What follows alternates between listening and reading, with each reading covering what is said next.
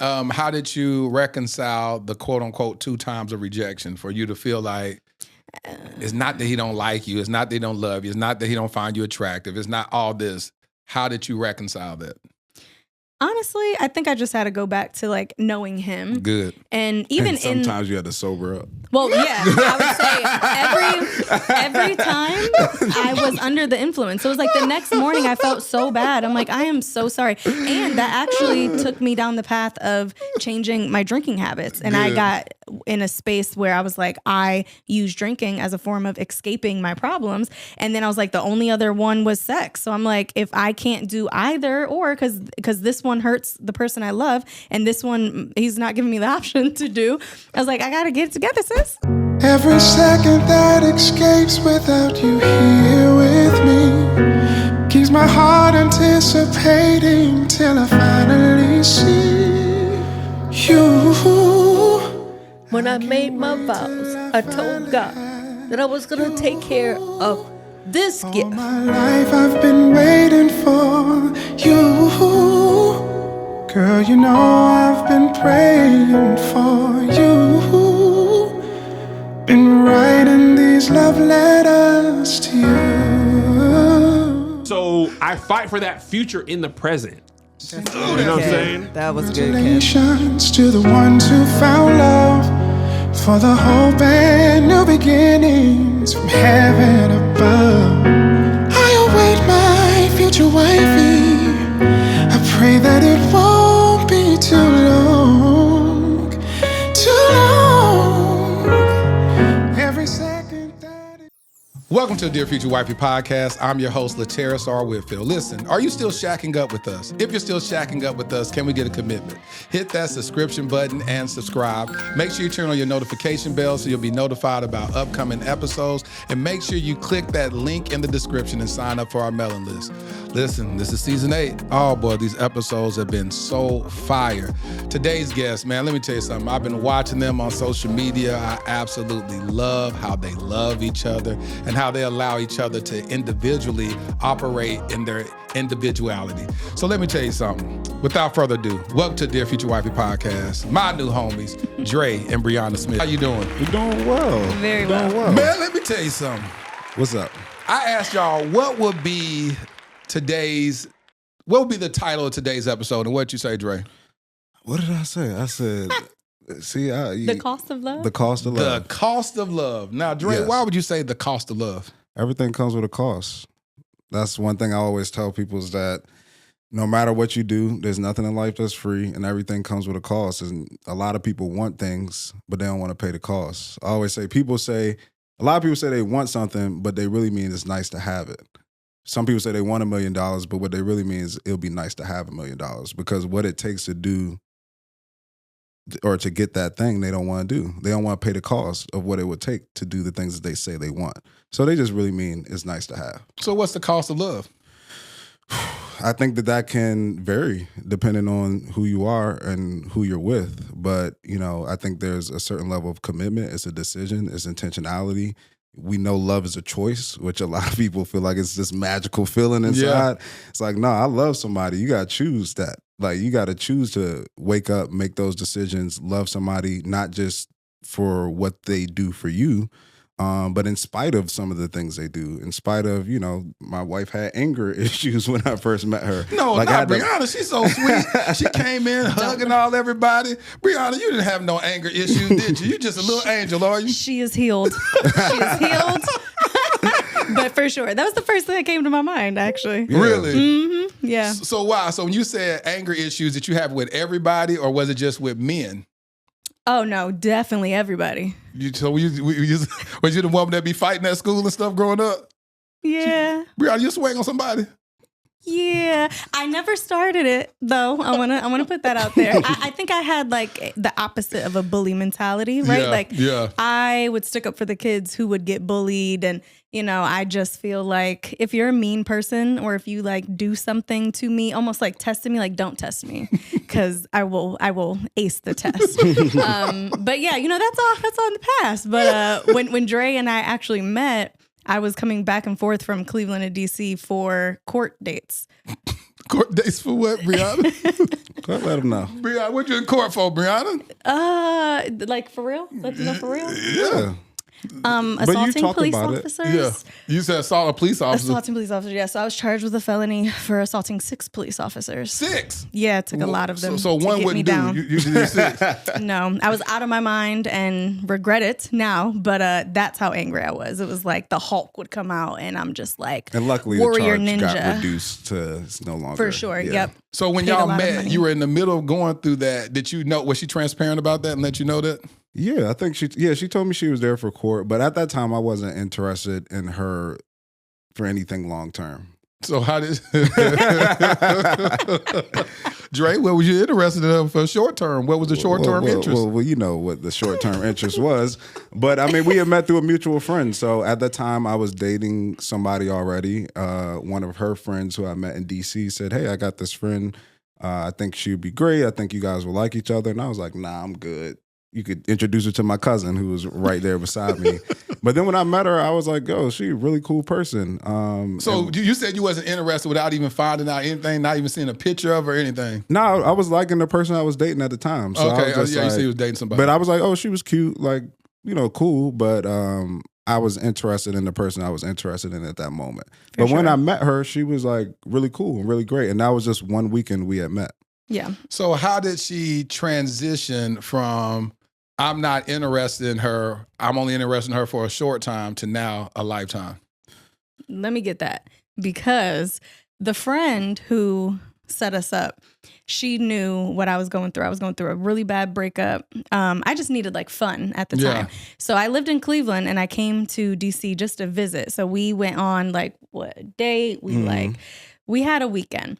I went back to my shorty and he went back to his shorty. She said my and shorty. We really didn't keep in touch at all because we were like, oh, we're in 2 different places. And I thought the same thing too. I was like, he was nice, really nice guy. But I'm like, I live in Cleveland, So what was it, 8 months? Yeah. 8 months went by. I was moving to the DMV area and I'm like, let me hit up Dre. And I was like, hey, you were in property management. I don't want to accidentally move into the projects. Can you help me find a place to live?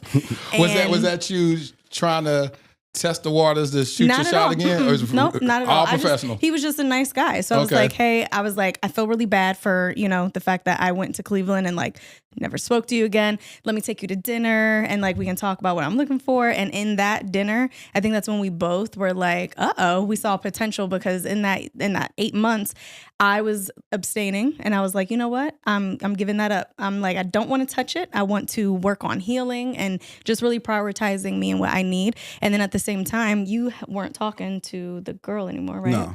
So he was just completely available. And then we really got to know each other. Like he got to see my heart. He got to hear like all the things that I think he was looking for in a potential wife was all the things that I was in that moment working on. I don't know what's going on, but doesn't it feel like this year is going by extremely fast?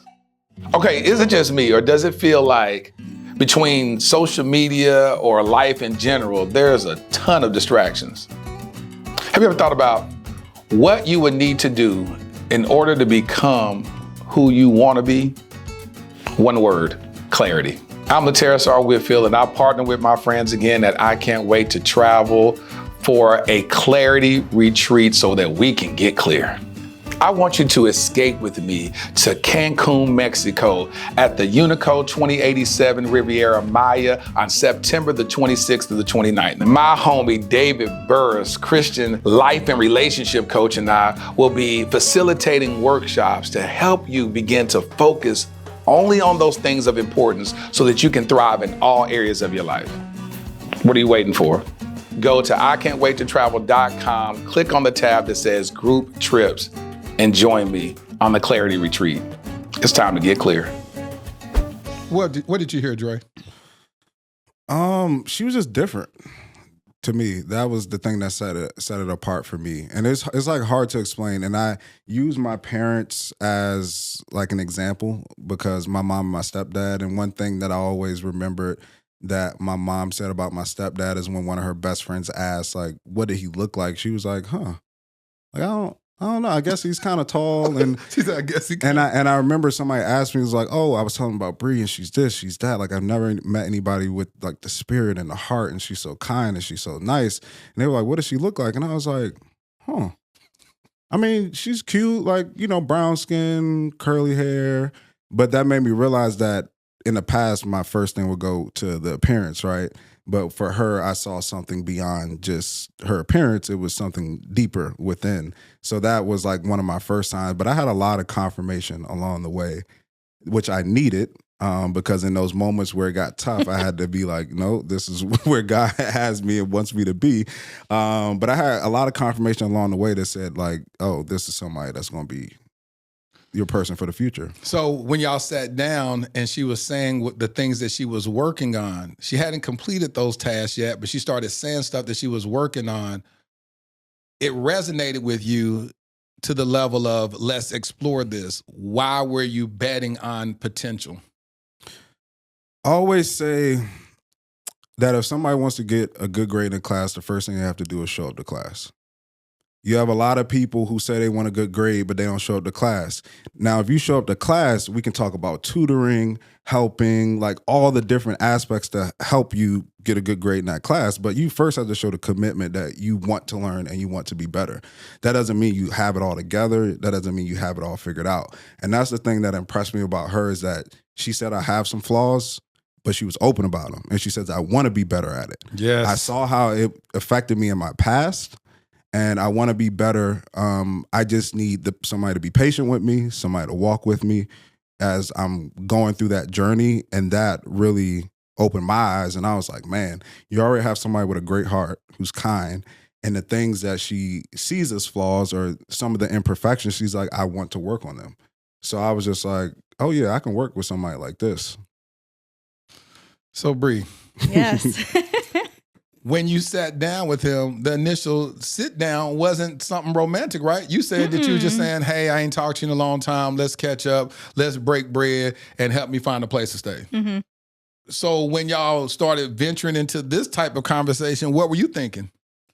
So there was a level of like immediate comfort that I had that I immediately remembered, right? Because that weekend that I met him, although I was in a very dark place, he kind of like made me forget about that, right? Good. Like I forgot about my real life until I was actually in the car driving back to Cleveland. That's good. So it was just like his spirit, his energy. He just made me feel very comfortable.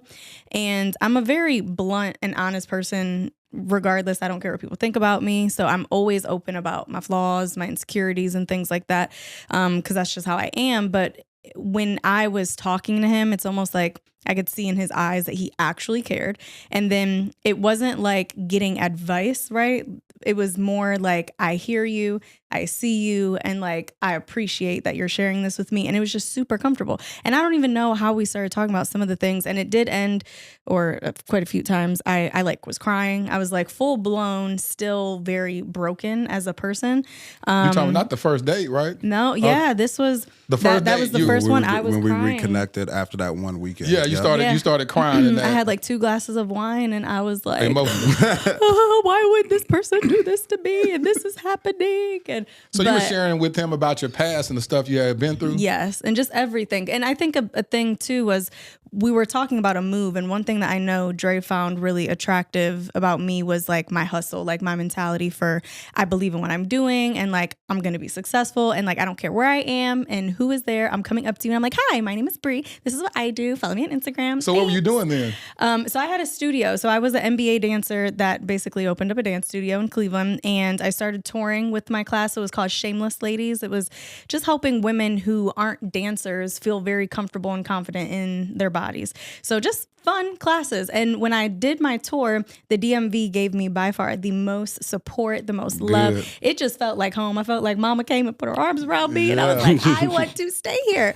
And so I think him learning my story, because I don't think he got that the first time we met, but him hearing really where I'm from and kind of like how broken my past was and like all of what I was doing to kind of move forward and do better, I think that was intriguing for him. And he didn't just hear me say it, he actually saw me do it, because like later that week we went to a bunch of different places together, and the whole time I was passing out my flyers, doing this and that. And so he got to see me in that element, and I think that for him was like, oh, she's not just talking the talk, she's walking the walk. Was this did you date? Well, I'm gonna ask you, Dre, you consider yourself a Christian, right? Yes. Okay. Was this the first Christian man you ever dated? No, but the first Christian man I dated that actually felt. I'm trying to use my I'm words. trying to say to act like a Christian. Not that act like, but that like his actions aligned up with his words. morals and values that I found attractive, regardless of your religious beliefs. So it was like he made me see good in God because I didn't have that relationship.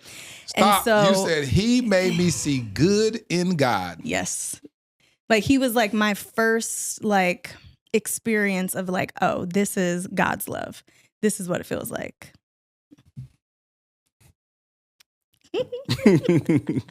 Oh man, listen, Breanna. I always say that when you meet the man that is truly sent by God, you should feel a kiss from God. Mm-hmm.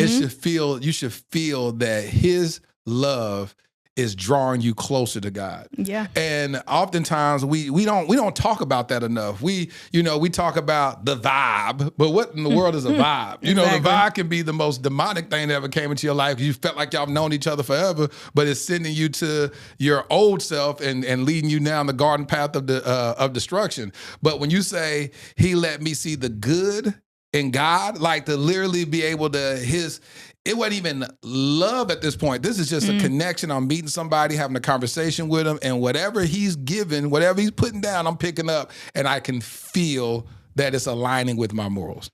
And this is what was really big for me. So all of my like past relationships, if I did pray, I was praying because of how broken and like how sad and just like praying for like answers, praying for clarity, praying for this person to treat me right.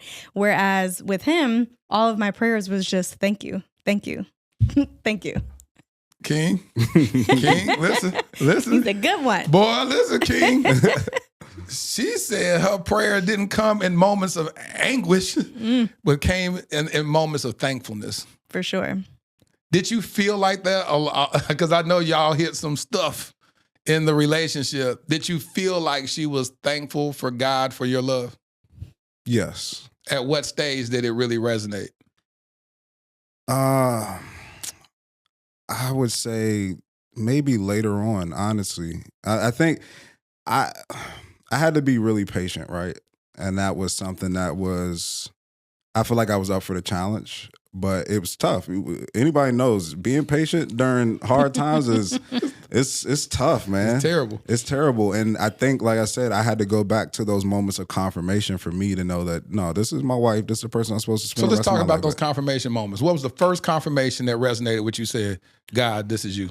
So for those who don't know, my wife and I waited for marriage for about 3 years. I made that decision. And when they say waited for marriage, they're not talking about waited to get married 3 years, because I had a misunderstanding. You know, he said waited to engage in sexual activity until they said I do. Yes. So I made that decision in 2017. And I was at a point, so I played football in college. I had my fun running around. And I got to a point to where I was like, I don't even like some of these girls enough to stay over.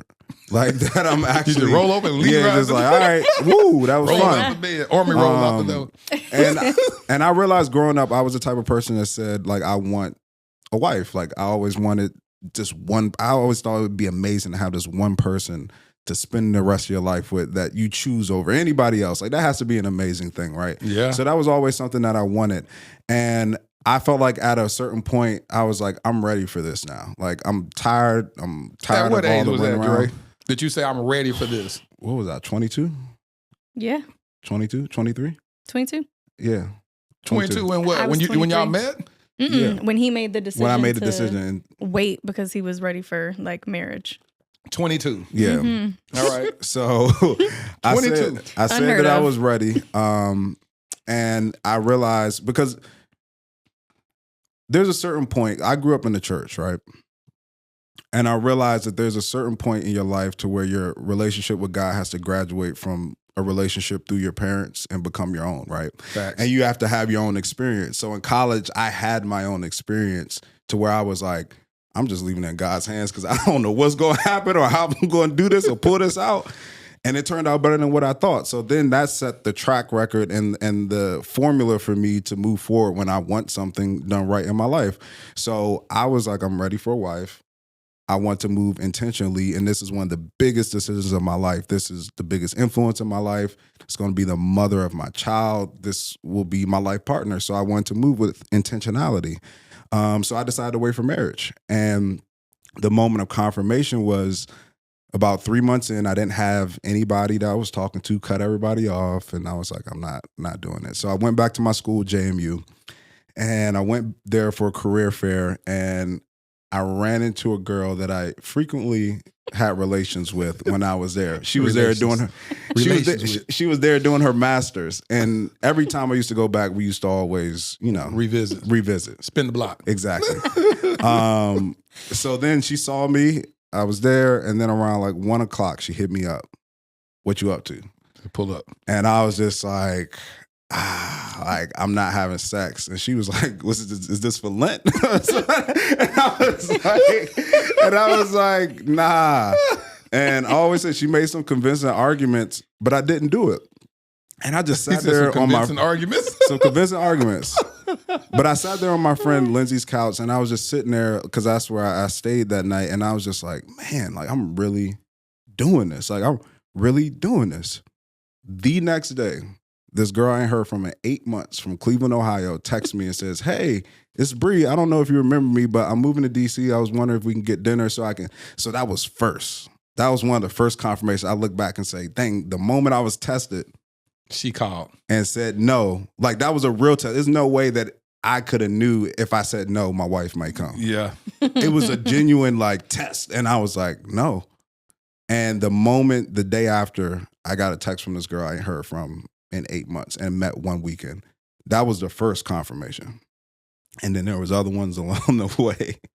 So when you sat down at the table, when you got ready to leave, what did y'all agree to? Like, what was it? Were y'all like, oh, let's explore this more? What was that conversation? I don't even remember. I think it was just, we're friends. It's that feeling of like, I want to see this person again. Yeah. Don't you know you have that feeling? It's like, I don't really want this night to end, right? We were there for a long time. And then we saw each other the next day. Mm-hmm.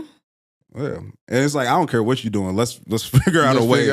Let's figure out a way to make it work. And we saw each other again and on the phone, and it was just like a consistent conversation after that. And how old were you during that time? He was 22. I was 23. Yeah. So you talking about quickly after you made the decision to be abstinent, you meet her. Yeah. But so here's the kicker. He didn't tell me that he was waiting for marriage right then and there. So how long was it? Maybe like 3-4 months? So it was in March. March is when you first hit me up. It had to be in like March or April. But that was the second confirmation, is that I did the worst thing you could ever tell a woman. Terrible. She's living in Cleveland, Ohio. I said, I have something to tell you, but I ain't going to tell you until we get in person. No, and it's not like he was coming to Cleveland. I was coming with suspended license, by the way. I'm driving to DC hot. And I'm like, what you got? You got a kid on the way? Yeah. You got what's going on? Why you doing like that? I didn't know how I'm gonna say you're 22 years old. Yeah. Yeah, you're 22 years old. I also didn't know how she was gonna take it. Like, so you feel like you would lose her? Possibly. That's fair. But the second piece of confirmation for me was that when I broke down, we were sitting at the apartment in Ovation. We were talking, having different conversations about what we expected out of a relationship. Before I said it, because I was dreading having to bring it up, she was like, I really want to wait to have sex until like I really know this is somebody I want to spend a lifetime with. And I was just like, get out of here. Like, that's what I was trying to tell you.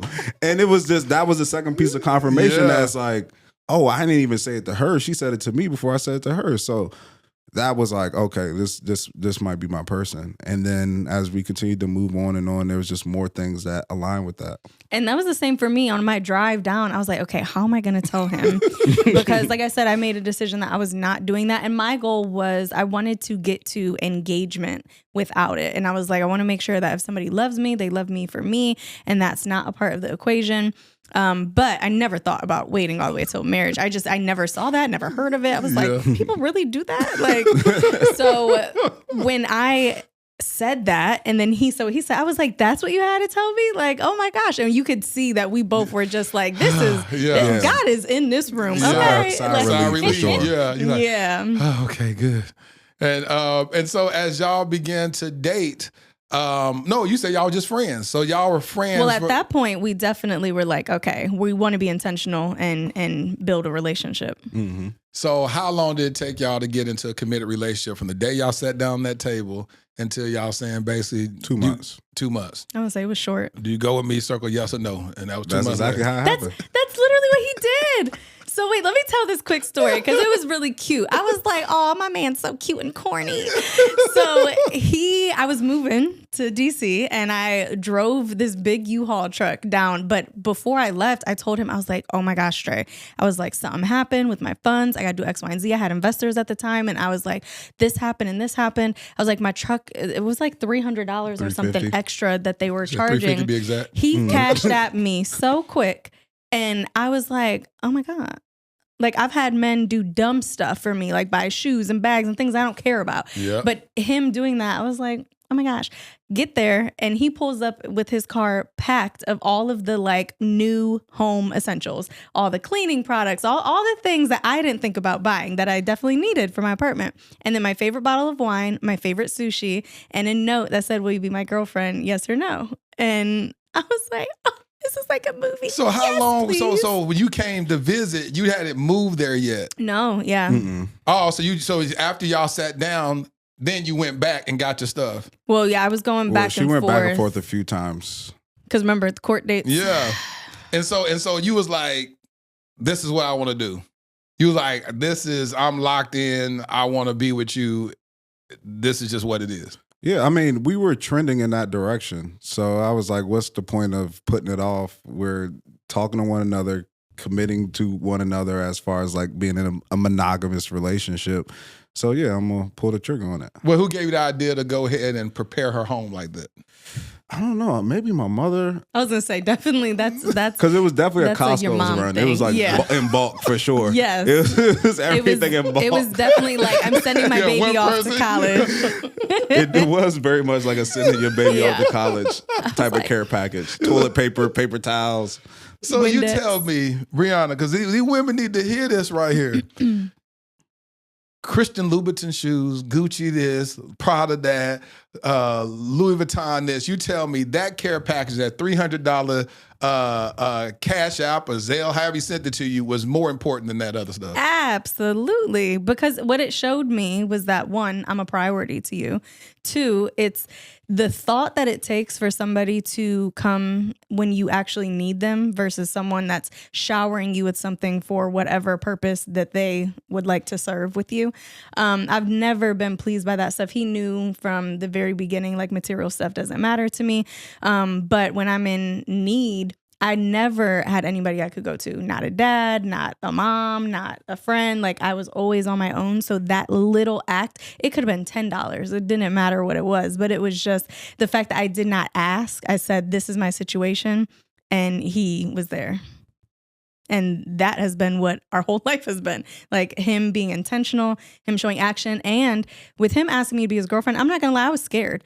I was almost like, what? Why would he want to move this fast? And I'm like, I just got here. I haven't even seen what my options are. Like, I was really thinking logical because although I really did like him, I had been done dirty so many times. And I also was still in like a little of a phase of like, I'm not sure. I'm not sure if I'm worthy of someone like this. I'm not sure if he's too nice for me. I'm not sure if I'm not going to break his heart, you know? So I was very like, why would he want to move this quickly? And I said yes without thinking about it. But then later that night, I slept like with so much angst in my heart because I was like, wow, like, I'm really doing this. And I was like, I think that this could be my husband. And like, I didn't just say yes to being someone's girlfriend. I just said yes to like, so that was a very marriage. weighted yes. For sure. It wasn't just my girlfriend. You was like, did I just say yes to a proposal? Yeah. In your mind, you just jumped that far with it. Because I knew what it meant to him. Because he was like, I'm not dating to date. I'm dating to get married.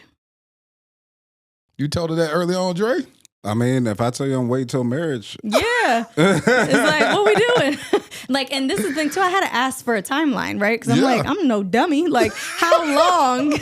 Like, so I needed to know. I said, what does it look like for you in terms of how long do you feel it takes to date before you know that you're ready for an engagement? And then how long do you feel we need to be engaged before we're ready for marriage? Like, what things do you feel we need to do? I was 23. So you 23 years old thinking like that? Yeah, but I only had one thing really on my mind. It was, are we actually going to wait for marriage? And if so, I'm not going to say yes to you and waste either of our time. So if I don't know what this looks like, and essentially it was a 3-year situation. It was like, I think he said 1 to like 1.5 year to date, and then another year, 2.5 years to, be engaged. And the only reason why the wedding got pushed off to almost 4 years is because COVID happened, and I had a very, I never thought I was going to get married. So when I was like, oh my gosh, we're doing this, I wanted the wedding that I wanted, and I took him to the destination, and he fell in love with it. And it was more of, like Dre said, we paid the cost to have a beautiful relationship, and that deserves to be put on a pedestal for everybody to witness, because our families had to be there and support us through our journey of waiting. His parents were our marriage counselors. And so everybody was such a big part of our journey. And we were like, we want to celebrate that, not in a courthouse, not signing a piece of paper, but in front of God, in front of all of the people that we love and care about. That's what we want. What did your parents do? Waited. My parents are ministers. Okay, I figured that. Yeah. And so how did you feel to have his family, his parents involved in your relationships like that? Well, I told you I'm very honest and blunt, and I don't care who you are. His parents, a pastor, I'm going to be me. And so the very first time I met them, his mom was like, we love Bree. She's just who she is. Like, she's who she is and nobody else. And I had asked him, I was like, are you sure you want me to be honest about everything? I was like, you don't care about them knowing like my full past and like what I'm actually struggling with? And he was like, absolutely not. Like, that's what they're here for. And what ended up happening was his parents were actually harder on him than anything, because they were really holding him accountable, and they raised him. So they knew what to expect out of him. But for me, I'm this little like wounded bird who's like, I want to do good and help me find God. And, I'm like, I want to be a good wife, but I had all these things I had to work on. So the biggest struggle for us was almost me putting all of my insecurities, all of my weaknesses out on a table, not just for my future husband, but for my future mother and father-in-law. And that to me was a little scary, because it put weight on me to make sure that I executed all of the tools that they gave me and all of the things, the support. I had to take full advantage of that, and I had no excuse other than to make it happen. And I did. And, it was great. And we have a great relationship with them now. And his mom married us, and it was great. I saw this reel today. I was just looking through your page, and I was watching the content of Dre and just looking to see what he talks about. And I looked at your stuff, and I came across this reel. This reel talked about how Dre was there to help love you through those hard times when you struggled with the relationship that you didn't have with your father. I want you to explain that reel and the heart behind posting that. Was it the Red Table Talk? Yes. Where I had daddy issues? Yeah. So I actually didn't know I had daddy issues. I had thought that when I first met her, she was like, yeah, I don't got no daddy issues. Because I was like, okay. Genuinely, He said, so you think? I thought I didn't care. I really didn't feel that my life was any less grand or loved. Like my mom loves me to death. I have a great family, and I just always thought I'm just one of those girls who didn't get to have a dad. I realized that I had daddy issues when me and Dre, we would get into disagreements, and my first instinct is always to run. Yep. It's always to not let him be the one that leaves me. And I was like, why do I do that? Like, he's not going nowhere. And I realized was my dad left me when I was 4. And then every time that he peeked in, he bounced again. And so it was like this constant act of like, oh yeah, you're not good enough for me to stick around. So I'm just going to go do my thing. And when I started to really dive deep into all of the things things, I realized my daddy issues was also the reason why I picked a-hole men. Like, I was picking men that were very similar to the type of men that my mom would date. Yep. And my mom was never in a healthy, happy relationship, and I was just repeating the cycle. And I realized that I needed to speak out about that, because I think a lot of women think of those things as weaknesses. Like, oh, I'm weak if I say, I need a man. And it's like, no, we're supposed to have a man. Our father is literally the closest thing to God's love that we're supposed to have before you meet your husband. Facts. And when you don't have that, then you don't know what to look for. So then the whole waiting for marriage thing allowed me to have a very clear lens of, what am I looking at? And is this what I need, or is this what I want because it's comfortable with my toxic past, So it was definitely healing for me to be able to talk about all of that. And I got into therapy and worked on all of that. And then my dad actually died like a few months after I wrote him a letter that I never gave him. He passed. And what's crazy is I don't feel any difference because he was never there anyway. Yeah. So to me, I'm like, he's still floating around somewhere. Like, it doesn't feel any different, but it's because I did the work to realize that it was never him. It was the lack of him being present.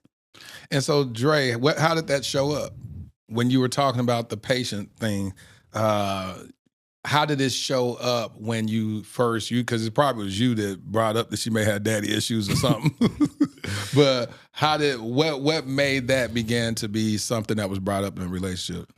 I think it was just, I was held to a higher standard. Like, I could not be a normal person. Like, if I made mistakes that a normal person would make, then it would just be seen as like the end of the world. Like, how could you do this? And she used to always say, you're perfect. I'm the one with all the issues. I'm the one with all the issues. She would say that. She would vocalize she would it. say that. Mm-hmm. Yeah. And I would be like, no, like, I got issues too. Like, I got problems too.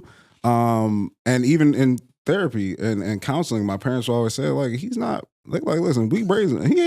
This kid ain't perfect. And Bree's amazing in her own way. I know she talks about me all the time and all this stuff, but I wouldn't be in this relationship 100%. if my wife wasn't equally amazing, Yeah. right? And she's, of course, added so many things to me, but it was tough early on because I was just held to a level of perfection. Mm-hmm. And if I made one little mistake, it was like the whole world was ending. But I always told her, I was like, I ain't going nowhere. You ain't getting rid of me. Because I think that could be the instinct sometimes, like something just feels too good and you kind of self-sabotage sometimes. But I'm like, nah, I'm here. I got you. And we're going to figure this out. So when you were locked in, it still wasn't, whatever she was doing that was trying to push you away, had it ever been issues to where she hung up the phone and said, don't call me no more? Did she get to that extreme? Oh, yeah. She does some stuff. Remember the grocery store? You left me at the grocery store. No, I know. I did. I did. Well, I called him a choice of words. The thing for me is like, and got left. I didn't cuss him out. I just said 2 back-to-back not so nice words. I mean, the thing for me is that, like, I don't. Bree would tell you, like, she had anger issues. Like, he said back to back. I can't do it. I'm one of those people. I'm like, we don't talk to each other like that. Yeah, exactly. No. And this is, I want to say this for all the people who are listening, who may struggle with like anger or having short tempers or reacting versus responding. That was my biggest issue. Is I would always just react instead of like, okay, how do I properly respond? How do I communicate with intent? I still struggle with anger, but it's so different. So yesterday I had a crappy day. Nothing was working for me. And I said, Dre, I really want to throw something. Can I throw something, please? And he was like, no. And I was like, it won't break. I was like, just a pillow, something. I was like, I'm so mad. Whereas the same Bree, same bad, crappy day, 4 years ago would have broke my phone, my laptop. I don't care. Oh, yeah, real like, anger issue. You'll tear up stuff you actually wanted. Yes, like expensive things. And I broke things so often, like when we first were dating, that he had to sit me down. He was like, I'm not going to put up with this. Yeah. And it's been a journey getting to where I am now, where I can, one, realize when I'm feeling a way that I don't want to feel, and then think of the things I could do to change that, but then also his accountability and his love given to me in a way that doesn't feel judgmental. And that's hard when you're someone who deals with anger and you're with someone who is so patient and kind all the time. Because then I'm feeling like I'm walking on eggshells. So the first time he does something that's wrong, I'm gonna point it out just so we can feel. We just both so we can bad. feel. Yeah. And that's what that was. It was like I just want to feel like it's not just me. But I can say I'm so thankful for that experience. Wow, what did it show you? What's the quote that smooth seas don't create a skillful sailor, right? And that experience with Bree allowed me to understand what good communication actually was. And I learned that good communication wasn't open communication. Good communication wasn't honest communication. Good communication was effective communication. And if she didn't receive what I said, I didn't communicate it effectively. So a lot of times growing up, the way that me and my parents communicated. Dre, that was so good. Keep unpacking that. The way my parents and I communicated was very open. That's how I grew up. I could talk about things. My stepdad always he told me one time, he's like, you realize that you used to argue your case with your mom and she never changed her mind? And I was like, I never realized that. But my mom gave me the space to just communicate how I felt. So when I got into this relationship, you never realized that? I never realized that. She never changed her mind, and I still went along with it. But I think I value the ability to be able to express myself. But when I got into this relationship, I wasn't dealing with someone who communicated like I did, but I was trying to force the communication, right? So it's not even about me being honest or what I'm saying being truthful. If I'm doing it in a way she can't receive it, I'm not communicating effectively. And the only way to do that is by knowing your person. That's why a lot of times I ask people, I'm like, I don't want to know your person's favorite color. Like, if you need to communicate something critical to your partner, what's the best way to do it? That's how I know if you know that person, right? So for me, I had to figure out, how do I effectively communicate with her? And I realized I can't. It's so tempting when somebody's angry and you're going back and forth to keep going at it. You don't get it. But I'm like, I can't talk to her during this time because she's not going to receive anything I'm saying. She's just going to come back defensive. And the more defensive you get, the lower the blows get, the more, it's just difficult in that time. So I'm thankful for that because that helped me understand communication and how to work on things. And now I say our relationship is the best it's ever been. Yeah. We don't argue. We don't yell. We don't do really much anymore. Dre, when I say you are blessing somebody and that somebody is me, let me tell you something, because that's true. It's like, I would think that, well, if I keep saying it, you're going to get it. Maybe I say it this way. I'll give another example, another analogy.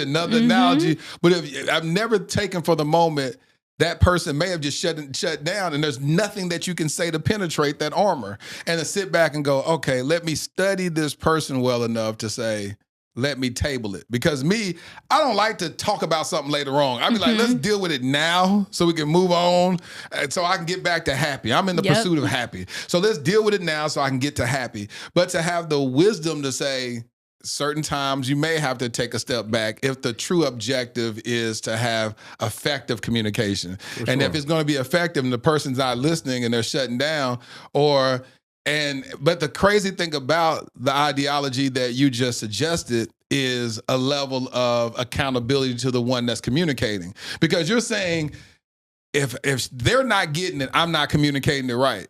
Me, I say, if they're not getting it, something wrong with them. Something wrong with you. Something is clearly wrong with you. Because there's no other way I can say this but the way I mean, and honestly, sometimes that's the reality, right? And that may be the sign that ain't the person for you, right? Yeah. But I think that if we all think like that, like, what could I be doing better for them? That's a better heart posture. That's right? A heart posture. Exactly. Mm-hmm. Yeah. So I'm like, how can I create the most conducive environment for her to receive the things that I'm saying? I love that mentality, and I'm going to abandon my thought process. Something's wrong with you. What's wrong with you? Have anybody told you something wrong with you? That's the mindset I be thinking. I be like, this is crazy, But to sit back and say, let me be a communication expert, to say, let me learn how to pivot in how I'm talking to different people so that, I can get effective communication. Mm-hmm. When she was in her tantrums or fits of rage, let's circle back, because I heard somebody in the spirit right now saying, well, what happened at the grocery store? So I'm gonna go back to the grocery store. What happened at the grocery store to where, Dre, you left at the grocery store? We were arguing about something, and she called me a whack a Negro, basically. Oh, so it's That's the clean 3 version. bad words back whack. to back. So I was just like, okay. And honestly, I think it was over food. I would think I was trying to was lose over- weight, it and was I wanted something him to that hold was me like, accountable. really? And we were walking to the grocery store, and instead of getting what I was supposed to get, I wanted to get ice cream, and he was like, "You're not supposed to." It was like real random, and I was just like at my edge, I guess. Like, I don't know. You really want that ice cream? I didn't said you? what I said. He left me at the grocery store, and I had to walk my little titsy home. It was a close grocery store. It wasn't that far, but Like a I 3-minute walk. think there's certain times where you Got a gotta. little exercise because you was on your little fitness Yeah. channel challenge. With my ice cream. Sometimes you gotta draw the line though and say Of what you're not course. going to tolerate, Fact. and But that's you know something I'm not what? going to It's That's funny real. because we don't remember what we argued about, but that People was the never last remember time our- I ever called him something like But that. see, people never remember what caused the argument. Yeah. They just remember how they felt about it. And it's good that it changed after that. For you to say, okay, I know better not do that no more. Because people Yep. think about it, when people keep pushing each other's buttons and they don't draw a line of, say, stop disrespecting me like that. Because what happens oftentimes is that you can bring out the worst in him if he keeps allowing Absolutely. it. I remember I was dating this girl one day and she just kept, I just felt like I could just take everything. She would hit me when she get mad. Like, I don't care, I'm a man, I get you. She can slap you, she can cut you, all that. And I start realizing I'm an abused person. Somebody keeps beating me up and I'm not doing nothing about it. Yeah. And it didn't make her say, let me stop hitting you. She just started hitting me more. You know what I'm saying? And every time I go back to that relationship, I always say, man, I should have told her the first time she ever slapped me or punched me or ripped my shirt or whatever to say, don't ever do that again. The next time you do that, I'm gone. Period. You know, but what happens in the way I was brought up is that a man can take whatever a woman can't hurt me, a woman can't do that until you saw Color Purple and say, you told Harpo to beat me, and then she done knocked the man out. You know what I'm saying? So the reality is that I'm glad that, you know, Dre, you established a healthy boundary to be like, hey, listen, don't talk to me like that. You know what I think contributed to that a little bit too is that Bree and I were brought up different, right? And one thing that was a struggle for me was that she could do stuff like that and then an hour later just be fine, like nothing happened, right? And for me, words mean a lot to me, Yep. right? If you call me something or say something, that might stick with me for 2 days, 3 days. Like I can't just snap out of that. And I had to realize that was a difference as well, is that she had seen certain things just growing up, and that's just how relationships operate. Yep. You yell at each other, Yep. you argue, you call each other out their name, insult, but then you're fine, right? And I'm like, Got it out there. Now we can I didn't kiss grow and up make seeing that. I ain't seen my parents argue, yell, nothing. Name call, curse, nothing. So this is like, no, this is disrespectful. And you ain't talking to me like that. He visited my family. First time, he was like, I understand. got it. He's like, I got you. I got you. Okay. So at least now I know what we need to like not do. But I would say too, I love her family though. yes, I love them too. But my love for him, it wasn't that he made me walk home. That's not why I changed. It was that I saw like how hurt he was, because he's a very patient person. For him to actually leave me at the grocery store, I was like, dang, I really hurt him. Good. And to me, it was just some words, and that's what I was used to. It was actually to the point where I thought he didn't care about me as much as I cared about him, because I would want to make him mad and I would want him to react. And I'm like, what is wrong with you? Why aren't you saying anything? And he would just be like, I love you and you need to calm down and we'll talk about this when you're calm. And I'll be like, you don't care about me. And then it's like, oh, this is what I'm used to, but that's not what I want. And Breanna, I need you to just say the whole thing over again. I just need you to start from the very beginning of what you just said, because people don't understand that. They get so used to toxic love that they believe that toxic love is to reciprocate the toxicity that is given to them. Like you're literally hollering at him. If he's sitting there and calm, you like, you're not passionate. You don't care about me. Because some people feel like the care is to show I'm mad and I'm angry, and then we have this violent sex afterwards. Yep. Like it's like we see that in the movies. Truth be told, we see them hollering, they punching each other, and then they rip each other clothes off, and then they having sex. Like, what is that? But we get brainwashed these toxic ideologies of what love is, that when you meet healthy love and it doesn't respond like toxic quote unquote love, I don't even want to call it love, this toxic portrayal of emotions, that we say, you don't love me. And some women will veer to say, you're weak. You a weak man. You don't this, you don't blah, blah, blah, blah, blah, and start putting that on a dude. And when you get a guy, because I really believe that this red pill community is comprised of good guys that met women that were very toxic in their lives, and they didn't know how to recover from that. And so now they're angry. They don't like women. They mad. They say women don't deserve rights for this. They don't. I mean, it's just the far extreme. And then they post every bad thing that a woman has ever done. They'll show, here's a woman that was cheating on her man. They post all the negative, and never once do they ever post anything positive. Say, and here's a healthy woman, and this is how she's loving her man. Never that. You know, and I be looking, I be like, how do you ever get skewed one way to the extreme where you just hate women or you hate men, you know, because of something bad that happened? And so what I love about it is that, and even Dre said, I'm not perfect, I'm not whatever, but the fact that he's loving you from a healthy heart posture. That's what I admire, because we always hear, and I love the fact that you're operating in a high level of accountability that oftentimes we just don't hear. I have never, in all the interviews I've ever done, I've never heard a woman sit down and say, I responded like this. You know what I'm saying? And I was toxic in my love towards this man. And I knew at that time you loved him. But the way that you would express it was like, a lot of dudes ain't gonna deal with that. So my question to you, Dre, when you said I'll never leave, why didn't you leave if you're seeing the opposite extreme of what you were raised to see in love, and here you are seeing this woman portray this? Why didn't you just say, I haven't got time for this?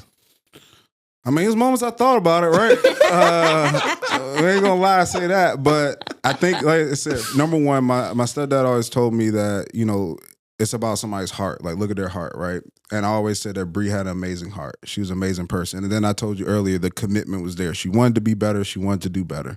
And then... But this right here, I want to stop there. Yeah. How do you measure hearing the commitment but not seeing the fruit of it?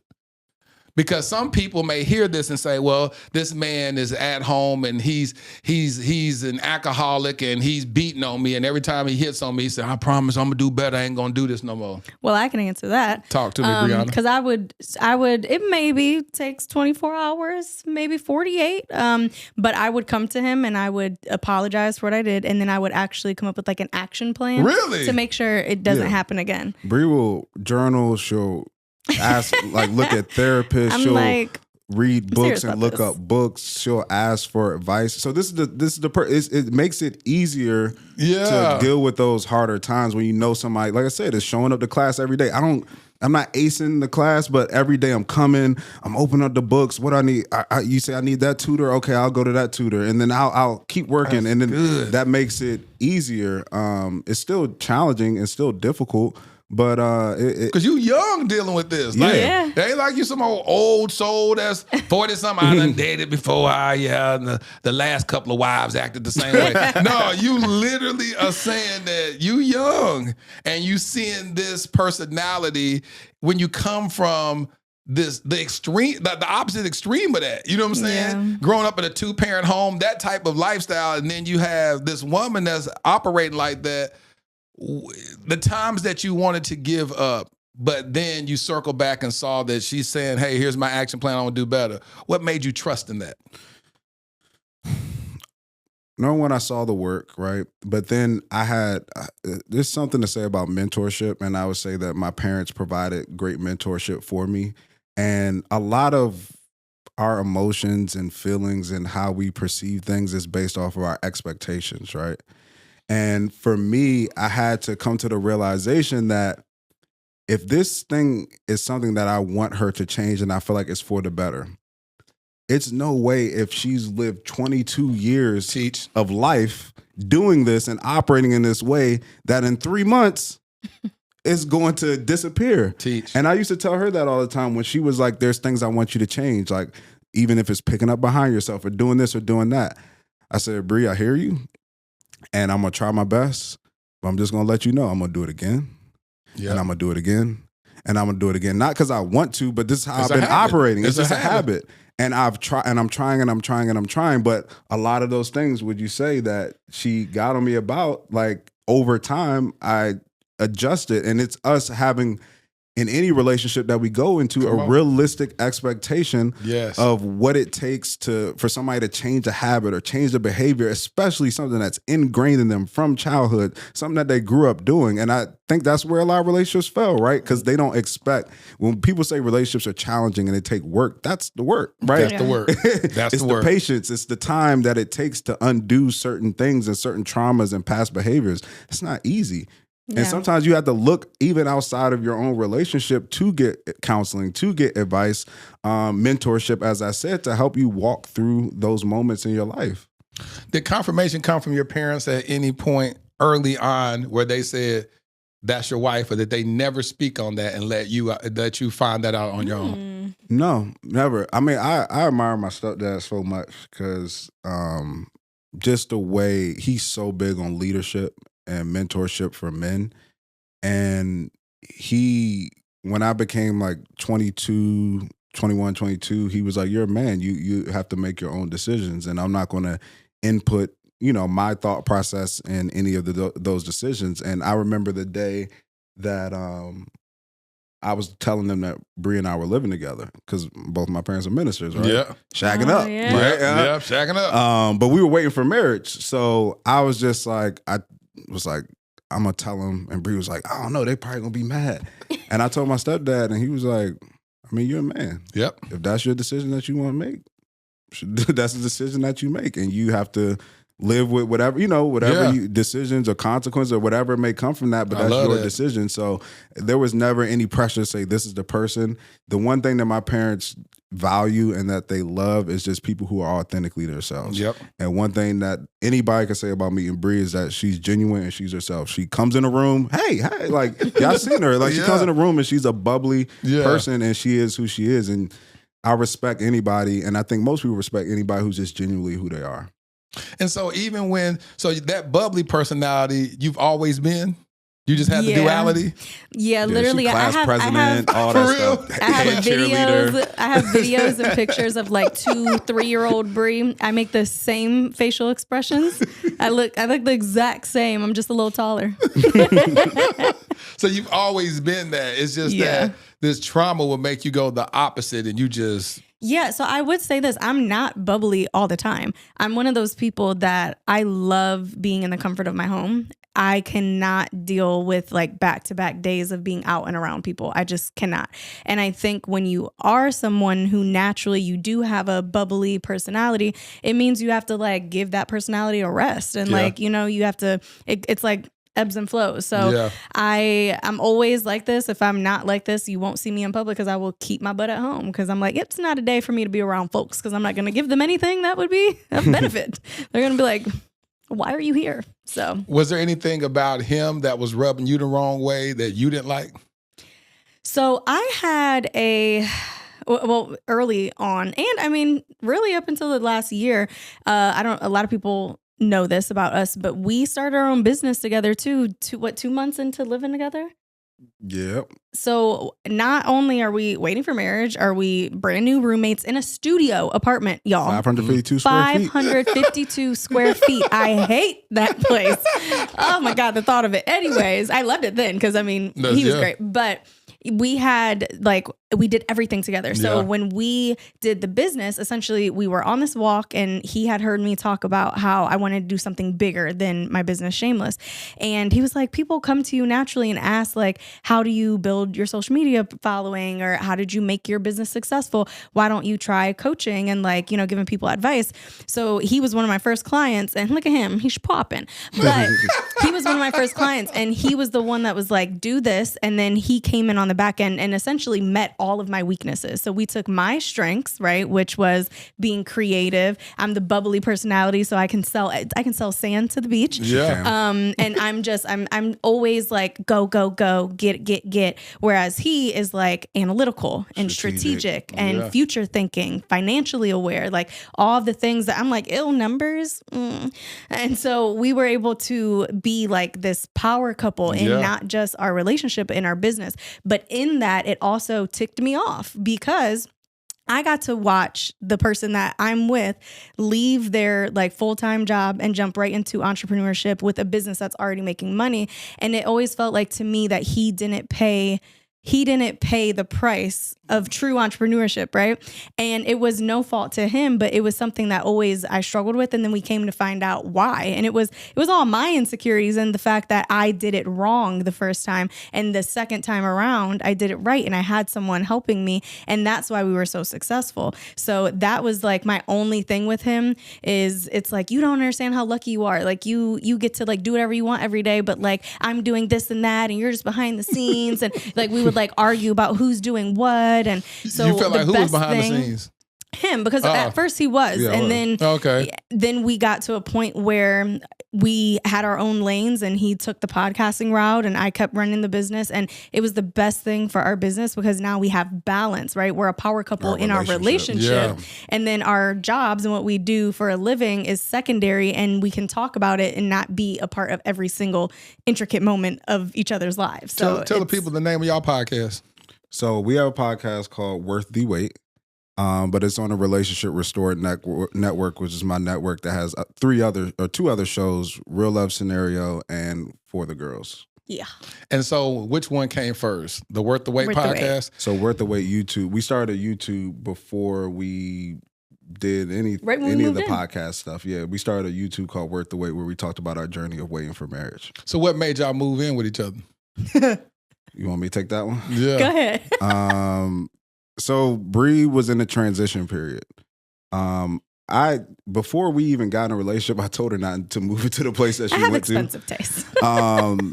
But she was going through a transition period, and I was just like, she had made some financial decisions, and she was in a rough time, and she was trying to figure out what she was going to do.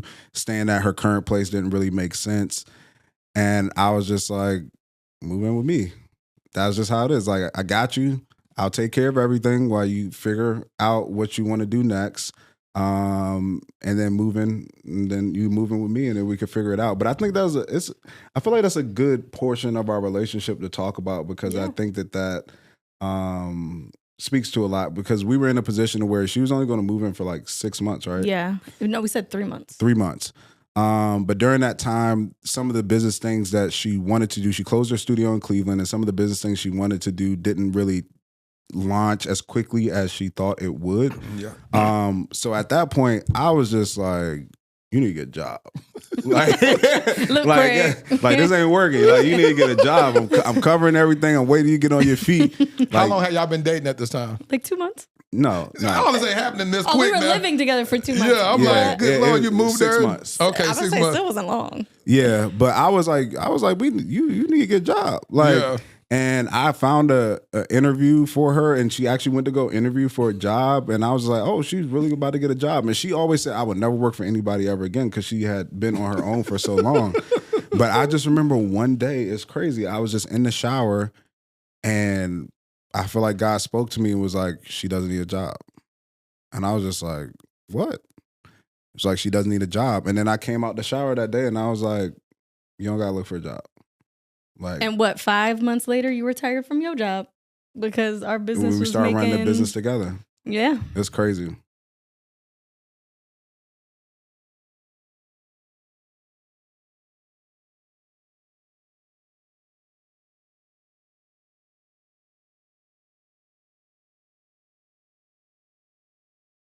Money, things here and there, but yeah, we would just take walks and just brainstorm and try to figure it out. And that's what she was talking about. We took that walk and I was like, I feel like you should do this.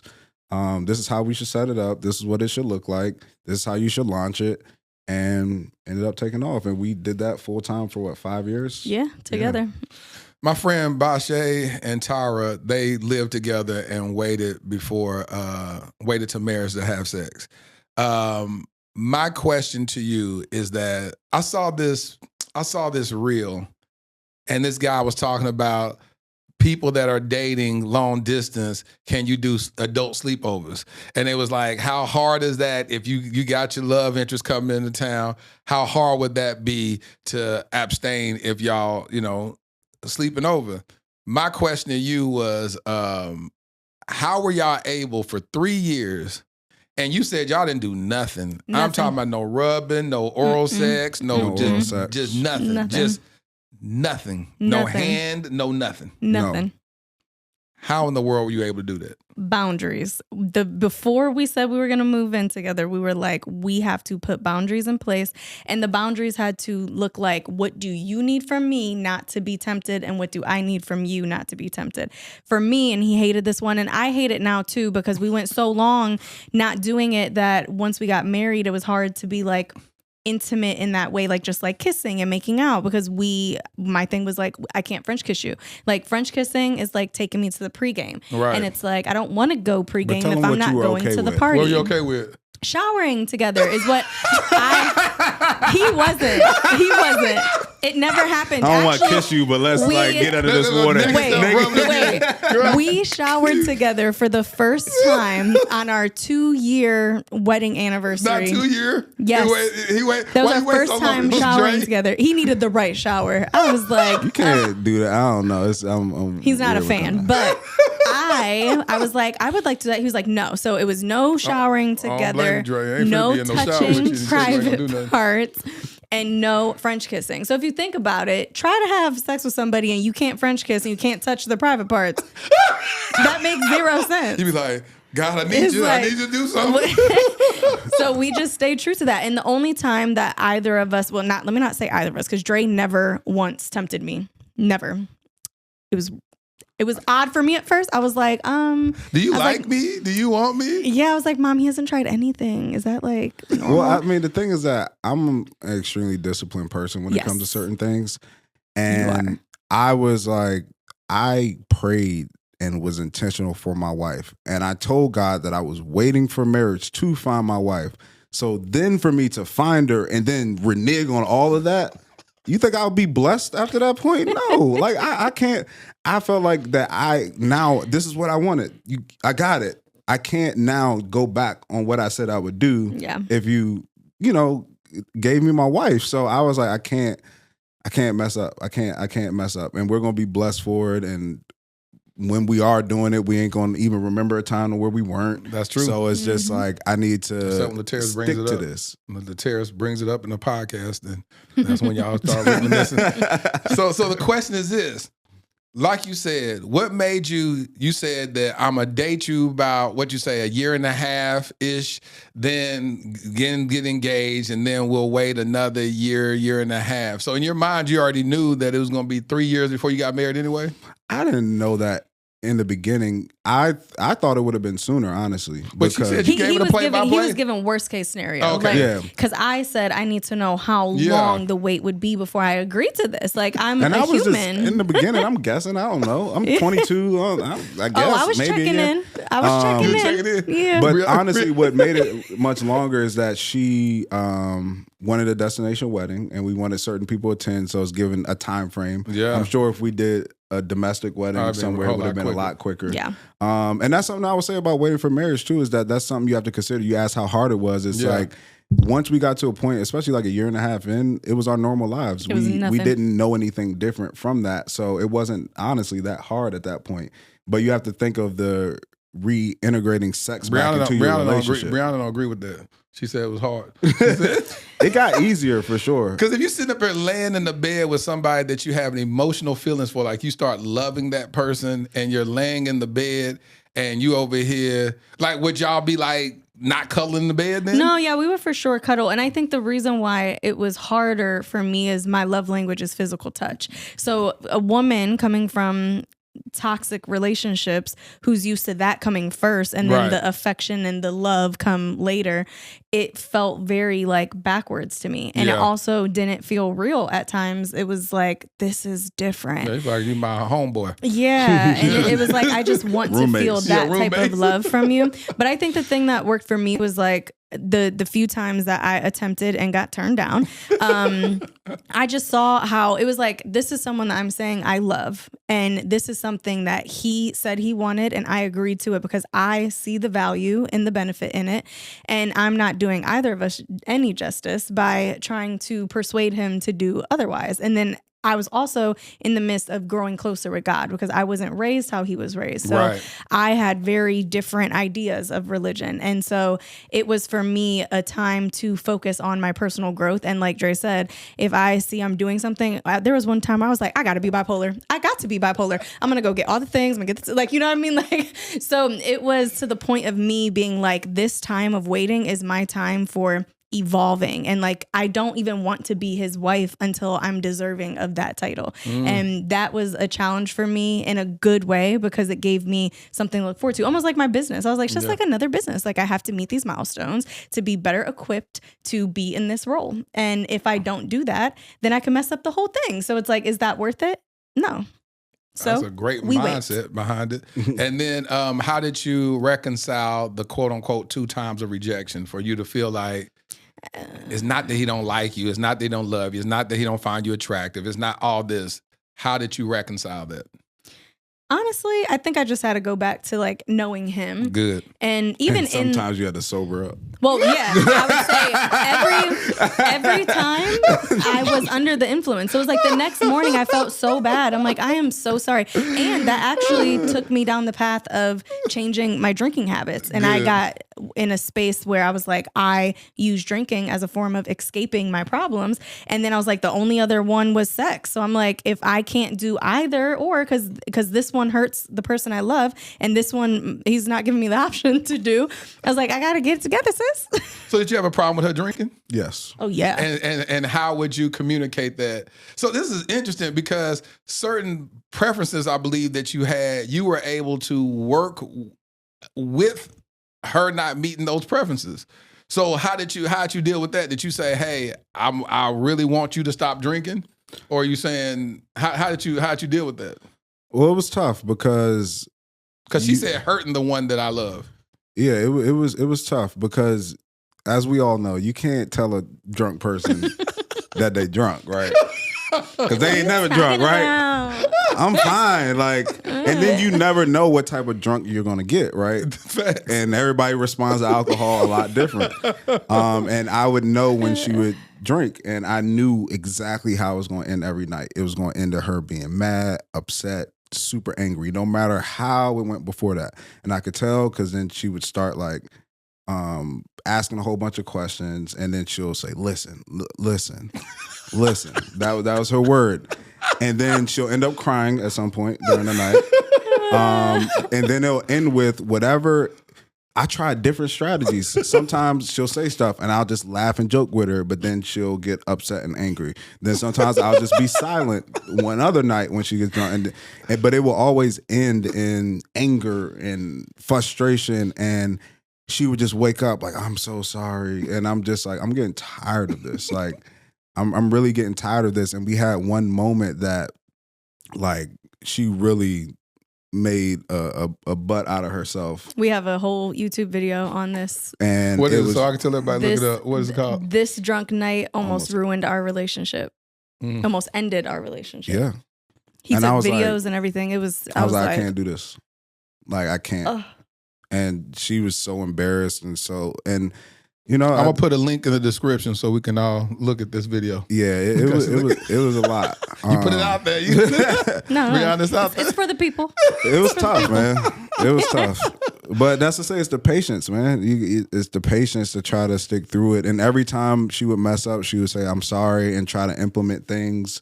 And then, you know, when it comes to drinking, some people don't know where that line is, right? It's like, is 2 drinks too much? Is 3 drinks too much? And then she was at a moment too to where fun equaled drinking. So if I'm going out and having fun, like we're having fun. I have to drink if I'm having fun. I've talked to people that said that. They said, I drink for fun. I said, so you can't have fun without drinking? They said, why would I want to? What would that even look like? Yeah. I was like, what?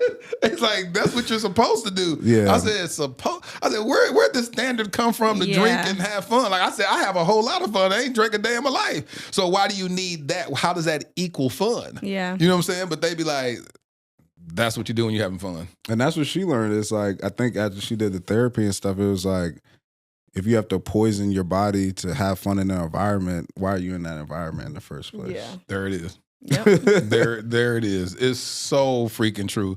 And so when y'all, how did the proposal come? How did this whole, you're no longer my girlfriend, shacking with me, and then now I want to propose to you and make you my wife. How'd that come about, and talk that out? I knew for a long time. This is the thing. She was ready, right? She was ready to send out invites to the wedding before we even got engaged. And I'm like, bro, you can't do that. You wasn't going nowhere. I was like, you can't do that, right? That's not how it works. People gonna be like, what? Did we miss something? I don't know.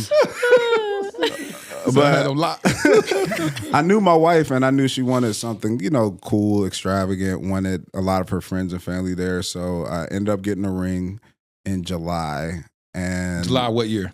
2018. Okay. And I proposed August 18th, 2018.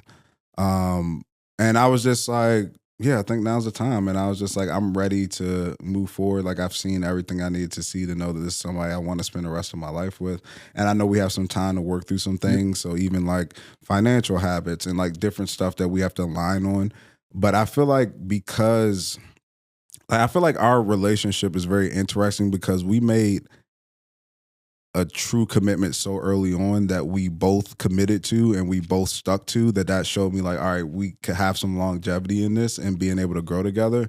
But then also with us starting our own business together as well, it's like we've been through a lot early on. Yeah. We're waiting for marriage and living together and starting a business together that would throw off a lot of people to be like, nah, I'm done. And the fact that we were able to stick through this and figure out how to navigate this, I was like, it's only going to get better from here. 100%. I felt like I was ready at that point, and she was ready to send out invitations, so she was ready.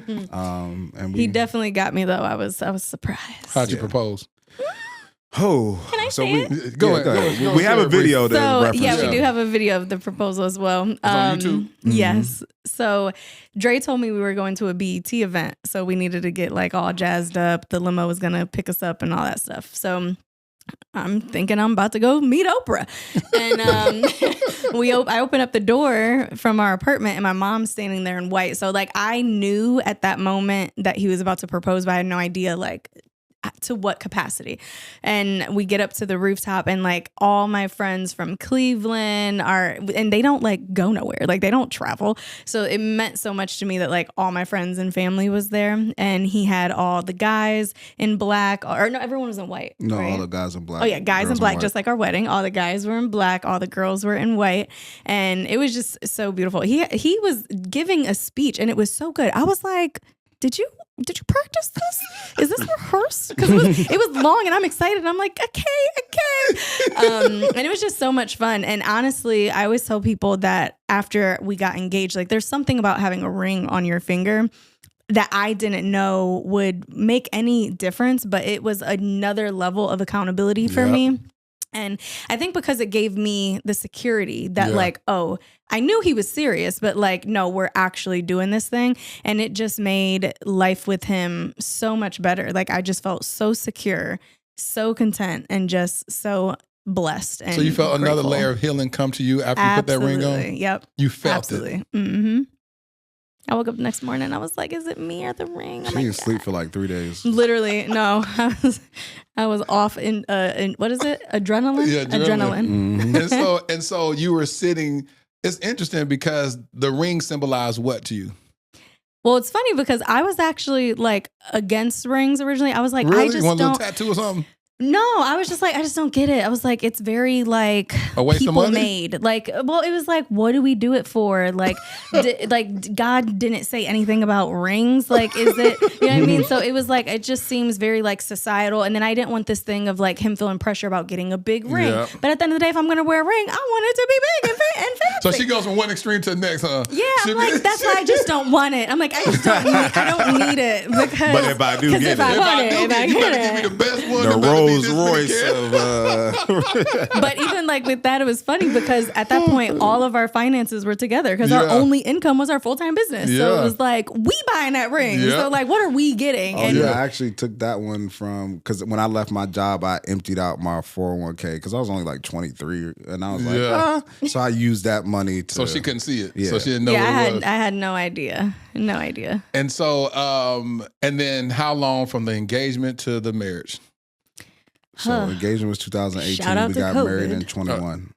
2018 to 2021. And COVID hindered it in 2020, right? Yeah, we were going to get married that summer. Yeah. What did it mean to you after the I do? It's funny because I didn't feel any difference after getting married. You felt different from the ring. I felt different after the engagement because to me, he was already my husband. Right. And I thought I would have this like big, like, wow, I'm married, I'm a wife. But for me, it was like, that contentness that I felt when we got engaged, it stayed consistent and still is consistent to this point. I never had like another shot of like, oh, this is great. Or like, it feels even better. It was like, no, like this is my person. I knew that. And the engagement kind of sealed that for me because I knew that we were going to get married. And I don't know, I can't explain it because it's like, that's weird. It's just like, but why? You don't know, anything can happen.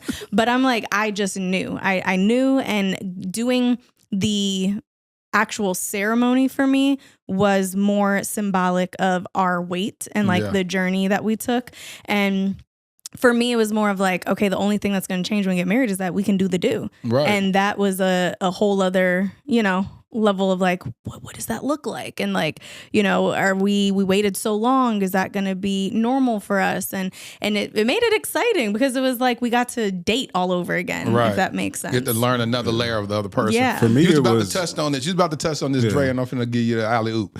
You said that when waiting, for marriage or whatever, then marriage, it brings, after you have sex and marriage or whatever, the stuff that you abstain from, whether it was kissing, whether it was all that other stuff, it presents its own set of whatever once you get married. What were you about to elaborate on earlier?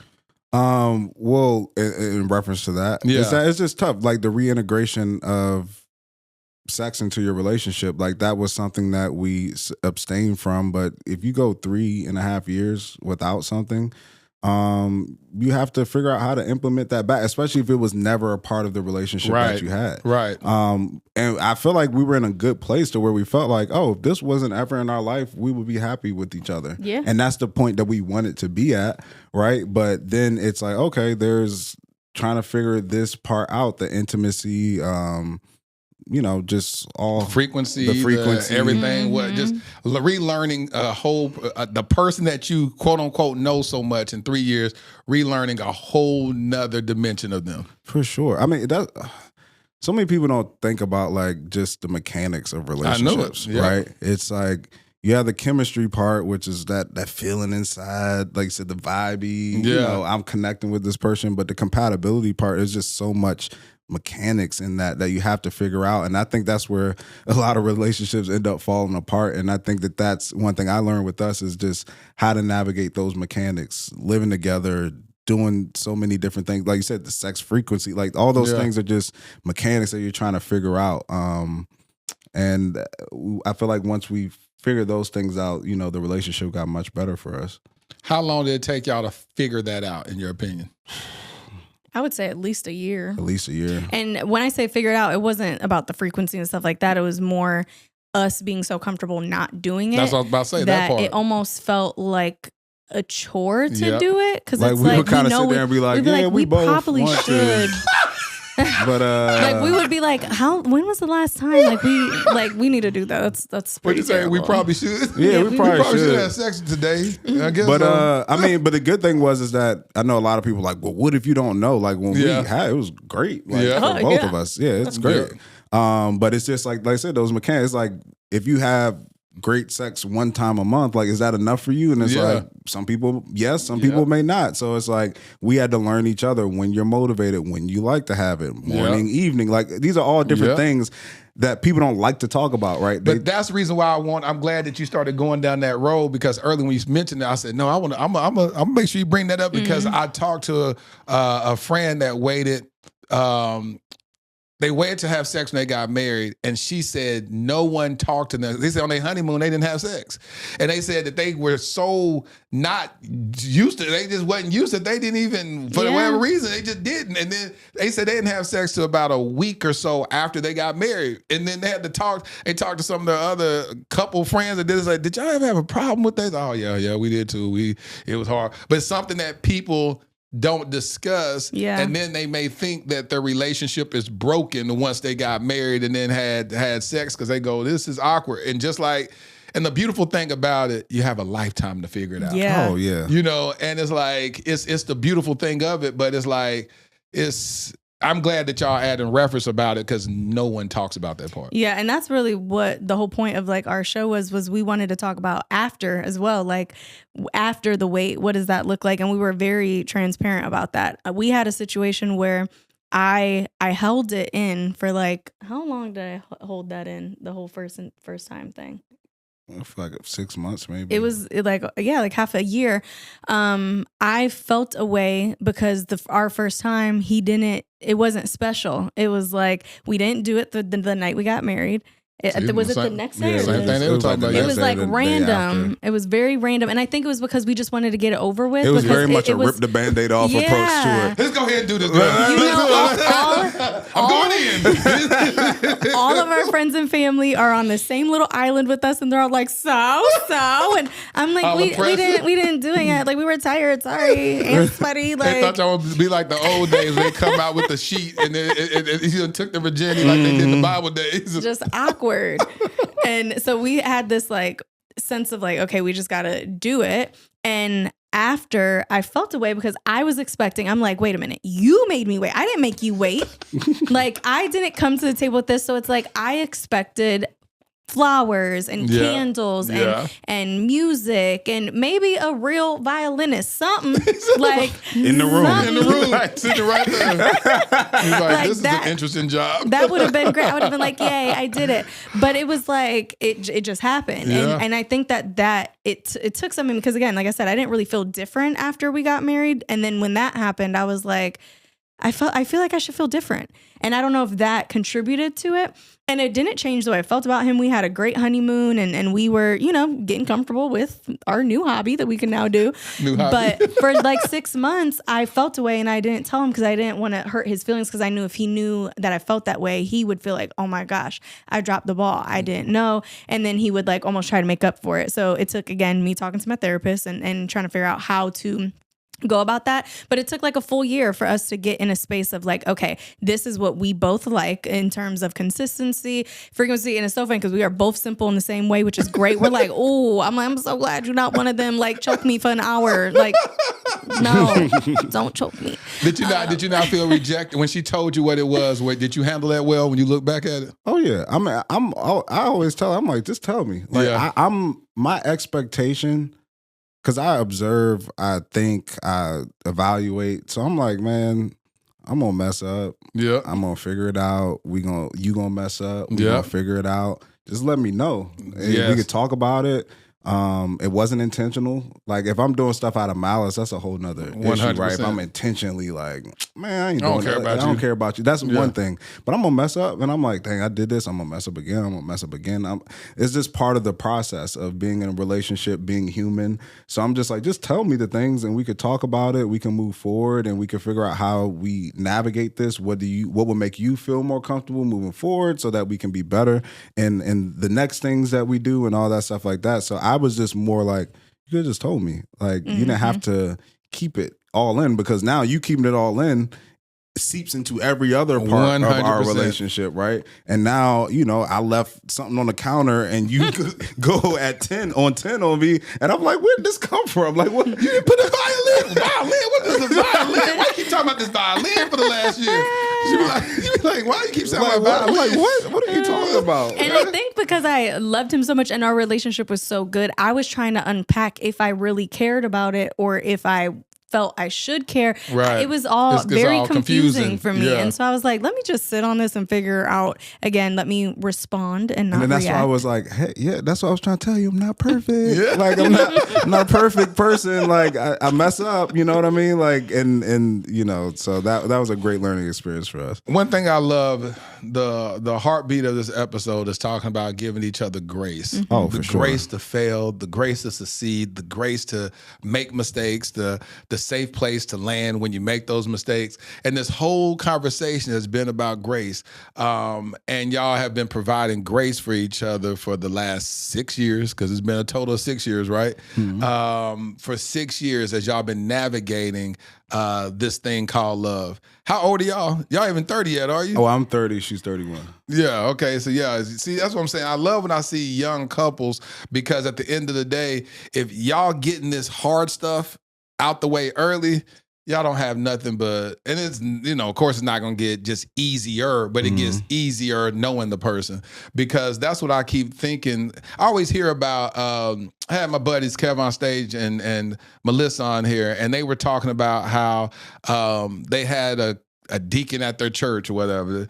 The husband and wife, after 40 years, just walked away from each other. It was no infidelity, no child out there that the person found about. We just tied, whatever it is, whatever reason, they just walked away. And the reality is, you always hear this about couples growing apart. I know it's been 3 years with y'all, 6 years total. How would y'all speak to that about ensuring that y'all don't grow apart? I'm gonna ask you, Breanna, and then I'm gonna ask my boy. I will Dre. say this. I've thought about that, because you got to remember, I was not like team marriage. I was very much like, men are dogs. No one is ever really gonna not cheat. Like, I always thought that it was too good to be true. Yeah. So I did think about it. And what's funny is, every time I would think about it in our relationship, I could never find any doubt. I could never find anything that logically made sense that didn't result in us being together. And I think when I look at our relationship, we have so many of all of the right things in common. And then we have so many things that are different that keeps us individual and that keeps us in balance. And so the things that matter, like how we want to raise our kids, what we value, how we care about family, what we want to do with our careers, our business, or how we want to live our lives, it is very aligned, but also we both have wiggle room to understand that in the future, those things could change or look different. Like, we may not live in the States. We may not have a business. We may, do something else. And so I just know that no matter what it is, no matter what the obstacle, no matter what the challenge, like, there's nobody I would rather do with, because he's first and foremost my best friend. Now, life can happen. And that is something that if I ever get to that place, I think I would be able to fully come to him and be like, this is scary. I don't like what's happening. This is how I'm feeling. Where are you at with things, So that's my take. That's good. Dre, how do you ensure that y'all don't grow apart? I mean, I think that it's continuing to put each other first, right? I think when you're in a relationship where the other person is thinking about the other person and everything that they're doing, then that's conducive for a healthy, like, long-lasting relationship. But I just feel like it's our perspectives, our posture, how we're going about things is really just, in building and wanting to be the best for one another. So I think that the way that we're approaching our relationship and approaching life is in a way that's going to sustain over time. And the one thing I love about Bree and I too is that wherever we are, we feel like that's home. Mm-hmm. So it's not situation based, right? And if we're here, then we're good. But if we're over here, then we might be split. So we feel like as long as we're together, it don't matter where it is. Good. And that's the thing too that I love about, like, how we met, and that we met early. Because I feel like I was talking to one of my friends, and he's a lot older, and I was like, man, I can't imagine if I was dating, like, doing everything that I'm doing now. Because I feel like, when you're younger, it's all offense, right? You just aggressive. Like, I'm just looking for love. But I was like, I feel like if I was doing what I'm doing now, where am now, it would be a lot of defense with offense, right? Like, I have something to defend. Like, I have a lot to myself, to my name. But we met at such a young age when we didn't have nothing, right? And that's But why I that love studio those apartment. I love those relationships, though. Yeah, we have nothing. So it's like, shoot, the only reason I am, and I want to give her credit too, because, you know, throughout the episode, we talked here, and even when we did Red Table Talk and different stuff like that, she talked about all her issues, but I wouldn't be where I am without her. Like, she's given me so much perspective, helped me grow so much, taught me so many things that I wouldn't be in the position that I am or the man that I am without her. So it's like that balance, and also my appreciation for her. It's like, man, I'll do anything for you, moon and back. Like, Why do you appreciate her so much? I feel like as much as she feels like I was patient with her, she was patient with me. How? Because there were times where I wasn't always handling her right.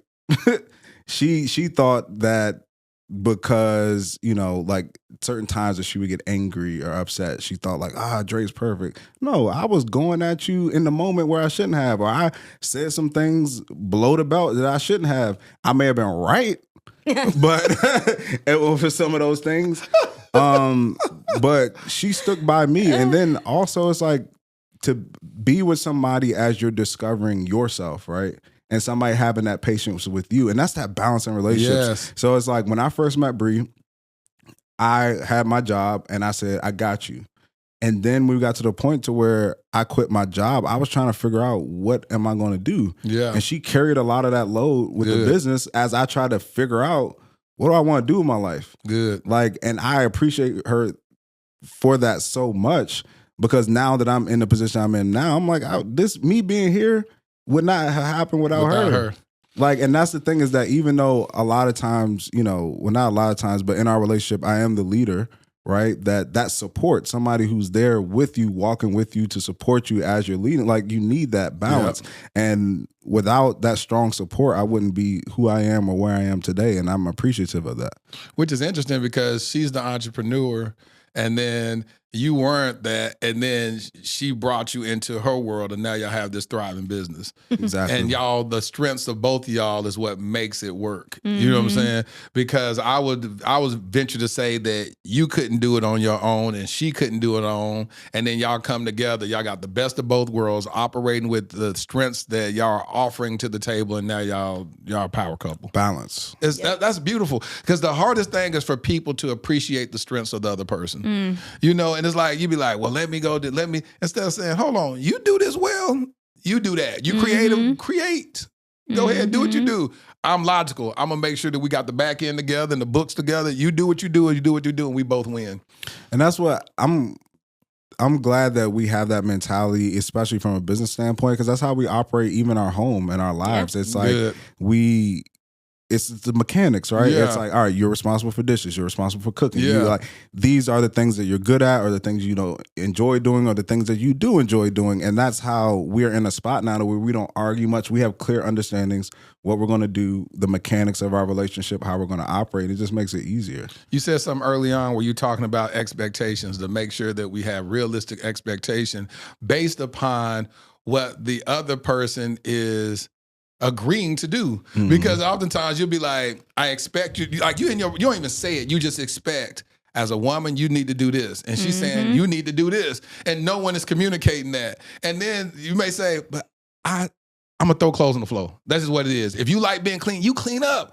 You don't like putting gas in your car, I'm going to make sure I put gas in your car all the time. Can I do this and you do that? Since you enjoy doing this, and I enjoy doing that, can I do that? And you go, oh, we can do that. And it's like, cool. Like, we are working with our strengths and not trying to fight with each other. It's the hardest thing for people to get to, though. They don't want to talk about it for some reason. They be like, well, you grown. You need to be doing this. Like, when I wasn't here, was you doing all of this anyway? And you like, no, actually, I had clothes on the floor. You know, whatever that was. Because I had a couple on that got a divorce, and they circled the block and got remarried again a year later. We know a couple that did that as well. Man, and she said that the very thing that they complained about the first time, they was just like, and it was the clothes thing. She said, let me pick your clothes. Like, no big deal. And he loved to cook, because she said after they were gone, she was like, what am I gonna eat? She realized that the man would cook he would cook every meal. And so she was like, wow. And then she would complain about him throwing his clothes out down or whatever. And he like, wow. And so they started dating other people, had a conversation with each other, basically started having an emotional affair with each other again while they were dating other people. It's like, what we doing? Let's go ahead and get back together. So they got back together and literally said the stuff that they complained about in the past, like, that is so stupid. Let's work in these strengths. I always told Brie, I was like, I'm not going to argue about the same things we're arguing about now two years from now.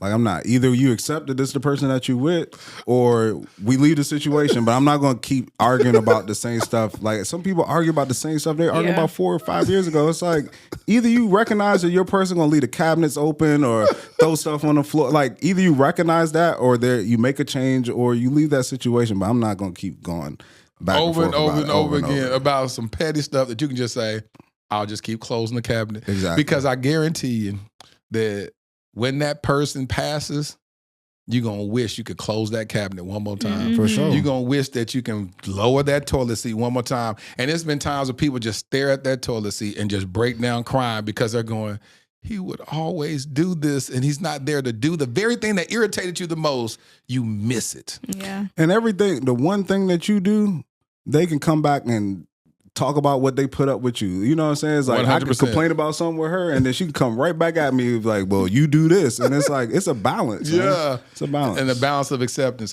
What projects y'all got? What's going on? Go ahead. Tell the listeners how to stay connected with y'all. How can we support you? You go first. Okay. No, ladies first. Go ahead. Okay, I'll go first. So the company All About Your Brand, we have a community. So if you are an entrepreneur out there, you can get 30 days free of coaching. I'll make sure to give you all the details, but it's really great. You get weekly coaching from myself and other experts, and really just our social media, obviously our podcast that we have together, Worth the Wait, and I'm going to let him pop on over with his podcast things. Yeah, so I have my brand relationship restored. We have Real Love Scenario, Worth the Wait for the Girls podcast. We're releasing a community as well, doing more events, activations, and you know, I just love relationships, and I appreciate you having us on this platform. What you built is amazing. Yes. And I always tell people it's like, it's no competition or anything like that. I said, it's churches on every corner. That's how I grew up. Teach. Preaching the gospel, right? Teach. And it's different areas, different people, you know, but the same message, right? And I love that the type of people that you have on, that it's not just celebrities, it's regular people, because it's all about gaining perspective, right? 100%. Everybody has different situations. And in order to see the full picture of something, you just have to get perspective and hear different people's stories. So I appreciate you having us on. Maybe one day you can come on one of our shows and we can have you on. Please have me come on. And yeah, I appreciate that, man. Let me tell you something. The reason why I had y'all on is because I love to see authentic relationships. I love what I seen as a man from you and said, you're a man that is authentic, that's transparent, that allows your wife to be who she is without trying to dim her light. She big personality, love whatever she does, and you're not trying to stifle that. You're trying to mute that. I looked at this one picture that popped up. It was a video. I think it's tagged, and you're in the swimming pool, and you get out the swimming pool, showing all your little glory in your little swimsuit. And I said, what does Dre think about that? And I said, clearly he don't mind because it's on your page and it's pinned on your page. So I'm going to ask you that, King. How did you feel about her posting a picture like that or a video like that? I mean, it's what she wanted to do. It don't bother you at all? No, I mean, at one point it probably did. I mean, the only thing that used to get on me when it come to social media, when it came to her, I used to get on her about is like, I don't mind talking about things that we've worked through, but I don't want to talk about things that we're still working through. Working through. Like, I don't, because we haven't decided on what the outcome is or what we both believe on this particular subject. But outside of that, it's like the other stuff I trust. Like, she knows me. We've had conversations early on about what I feel comfortable with when it comes to social media or just wearing out. So now it's like I trust her to, you know, make whatever decision. And if we have a conversation about it, we have a conversation about it. But I realize that I don't want to take away the things about her that make her unique to me, right? And what drew you to her. Yeah, and what drew me to her, right? So it's her openness, it's her spontaneity, it's her freeness. Like that's what makes her her. So I don't want to dim that light. Let me ask you this as we wrap up. The fact that you were disciplined with her sexually, do you believe that that is what will safeguard you from ever cheating on her? No one has ever asked that question. Because this is Answer, please.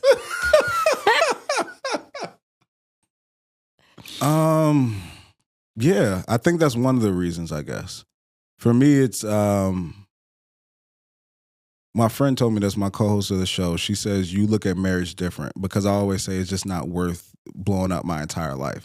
And she was like, a lot of men don't look at cheating as blowing up their entire lives. It's just like, oh, you know, we'll be fine. We'll figure it out if I get caught. But for me, it's like, it's just not worth it. I mean, I made the decision to abstain before I even met her. Facts. So I was already in a mindset of I'm done. And then when I met her, I was like, I'm satisfied. So satisfied means I'm done. I don't need nothing else. I'm good. I'm full. I'm good. Like, I'm satisfied. And then it's just like, yeah, it's not worth it. Like, I'm going to risk everything, my relationship, the brand I built, like everything for who? For who? Who? For what? Show me sex. Like for one moment with one person, and then let's say that I enjoy it, I'm just gonna keep doing it and lying and going around it like that. Well, how's that look with my life right now? That doesn't make any sense. So it's not worth it to me to do all of that. Like, and I'm happy. So it's like I'm not jeopardizing my entire life for no woman out there. When I say I love that, I remember God told me this before I got married, and I didn't listen. When I got married, been divorced going on 8 years, but God told me, you'll never be faithful to your wife if you can't be first faithful to me. And I was like, I'm young, I don't know what that means. So I was having, so I had sex before I got married. I did what I did. And sure, as I'm sitting here with y'all, the doors open for infidelity in my marriage. And even with my ex-wife, she didn't really want to have sex, even though she did, and she wasn't a virgin or whatever, but it wasn't like that was a heart posture that she had. And so I would be like, come on. And then we would, have sex occasionally throughout the 7 years that I dated her. And then I was like, but echoing in my mind, the minute that adversity began to creep into our marriage, I went outside for what I should have sought inside. And so what I love about seeing this played out in real time, like seeing the fruit of the labor that y'all endured, is to say, no, y'all did it from a very unconventional approach, living together and all that, but y'all were faced with real live temptation, face to face, daily, nightly, sitting here, a warm body in front of me, and I'm going to respect the covenant that I had with God. That's what y'all operated in. And the one thing I'll say as part of that, which may sound weird to people, I don't even know if I ever said this to you, but when it comes to being faithful, I have to tell myself, like, I'm not above that, above cheating, right? So I feel like when people feel like they're like I know it. That they can't be hurt by anything, I can't be tempted by anything, then they start to put themselves in environments. And the devil gonna be like, we're gonna see.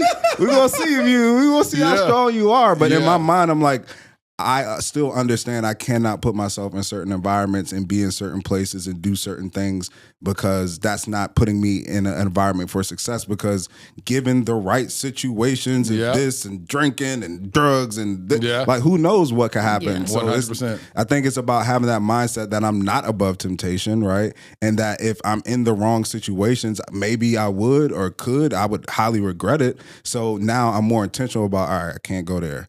Not doing that, not hanging out with that person. I need to do this in this way and do that in that way. So that helps me to be in a position of making sure that I'm staying true with my commitment. And I'm glad you said that, because when I remember my premarital counselors asked a question or something about infidelity or whatever. I said, I'll never cheat on my wife. Because I felt like once I get married, I'm happy. I don't need variety. I just need one that I can, make love to all the time. But I was and they told me, he said, don't say that. I said, what else am I supposed to say? He said, if it's not, he said, but not by the grace of God, I wouldn't cheat. I was like, No, I'm That just sound not too going to preachy. cheat. Yeah, I I'm just not don't going know to cheat. whatever, That yeah. just sounds too much. I'm just not going to do that. Why can I say that?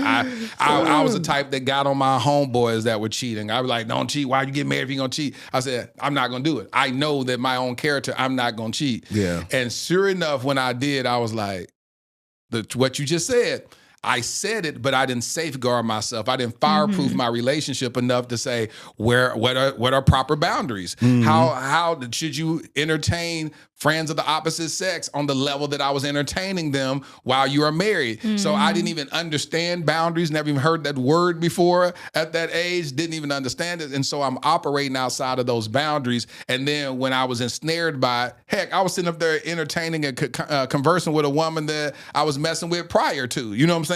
Like you were talking about, you sitting over here at the old college and you get that phone call. You know what I'm saying? Me, I was at a fashion show, ran into the girl. I'm like, hold on, what is this? So to know that the devil is roaming around like a roaring lion, seeking whom he may devour. And if we're not wise enough, we don't operate under that lens and say, okay, God, I need boundaries. I need to make sure that I'm not in this atmosphere. I need to make sure that I fireproof my marriage. And I'm glad that it took you maybe a little nervous too, when I asked you a question, it took you a long time to answer. I said, you sat there for a moment. I said, it's not a trick question, Dre. But what you were doing was saying, I'm going to make sure that I answer this authentically and honestly and not try to be like, and I've mastered this. Yeah. You know. And I think the bottom thing with everything that I've learned is just intentionality. Facts. Everything I'm doing, just moving intention. Try to be the best husband I could be and being intentional while doing that. And I think I know she does the same thing when it comes to being a wife. To me, it's like, how can I intentionally be the best wife that I can possibly be? Did your parents marry you? Did your father marry you? My mom did. My stepdad was supposed to, my pops, but he got COVID the week of the wedding. But, you know, they missed it. They was like, we marry you, we take you through counseling. So, my parents Old married. school, Actually, my parents, both of them did marry us because we had to actually get officially married Legally. before we went to the Dominican Republic. Yeah, so it'd be both legal. did. Yeah. Come back, find out y'all ain't married. No. Said all this for nothing. Y'all was fornicating when y'all got back. Y'all ain't legally married. But listen, man, I enjoyed y'all. Hey, Lit Fam, make sure y'all support them. Follow their podcast. What's the link to y'all's YouTube channel for your podcast? It's Relationship Restored is the channel. Relationship Restored. Support everything they got. Follow them. Show them love. Leave a comment under the reels and let them know that you support them. Talk about what you loved most about their episode. And thank y'all for your transparency. Thank you, Breanna, for your vulnerability and accountability. I think that you release something in the atmosphere when you begin to just talk about how coming from a toxic mentality or a home environment or whatever causes us to deal with love from a toxic perspective. Yes. And run away from pure love. I love that dynamic that y'all weather through. Hey, y'all give it up for my homies, the Smiths. Appreciate you. Stay tuned to the end for a letter to my future wifey. Been writing these love letters to you. Ladarian, thrusted suddenly into Child Protective Services in 2015. My nephew, Black, a boy. The likelihood of being adopted outside of kinship, slim to none. Armani, 16 years old, Black, a boy, with 5 years in the foster care system before I even knew his name. The likelihood of ever being adopted, yep, you guessed it, slim to none. While Ladarian and Armani were trying to survive and barely thrive in an overpopulated and underfunded foster care system, I was living my own life, doing well professionally. Having been a single father with a daughter who at that point was doing well in college, it was my time to live my life, right? Wrong. I felt unsettled, tireless, agitated. There are just too many of our Black children stuck in ambiguity and in the limbo of the foster care system. In 2017, I legally adopted my nephew, Ladarian. Fast forward to 2019, I had no ties to this other young king, but I felt God instructed me to adopt him also, and I obeyed. Starting over with parenting should have Been enough, right? Working with various foster care and adoption agencies to help bring awareness to the countless young Black kings in the foster care system should have decreased my agitation, right? Joining the board of directors of Advantage Adoption, an organization that helps find permanent adoptive homes for children in foster care, should have led to some type of resolve, right? No, not at all. None of it felt like I had done enough. I now realize that every one of those experiences was laying the fundamental foundation for my life's mission, Kingdom Royale.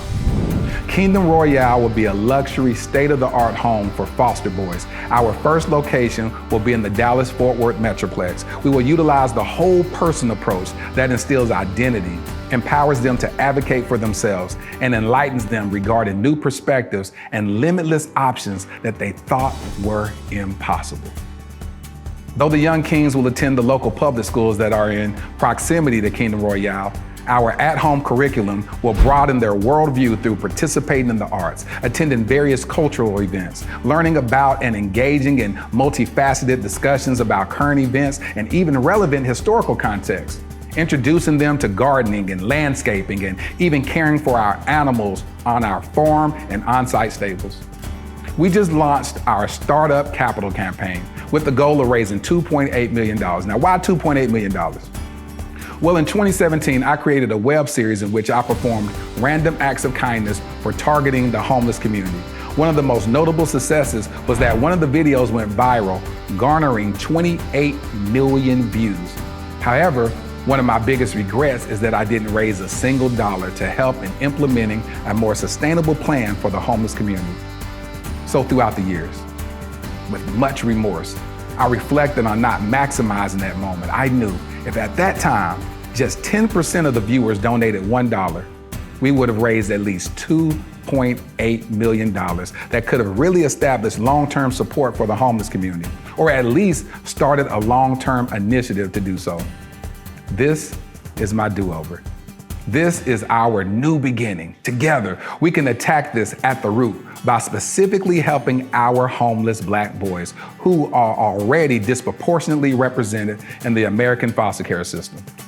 I'm Laterras R. Whitfield. I've been nominated for 3 regional Emmys documenting my work with the homeless as well as my personal adoption journey. Despite those accolades, the greatest award for me is truly providing the infrastructure for a transformed life. Visit kingdomroyale.com for more details. Crown a king and make a donation today.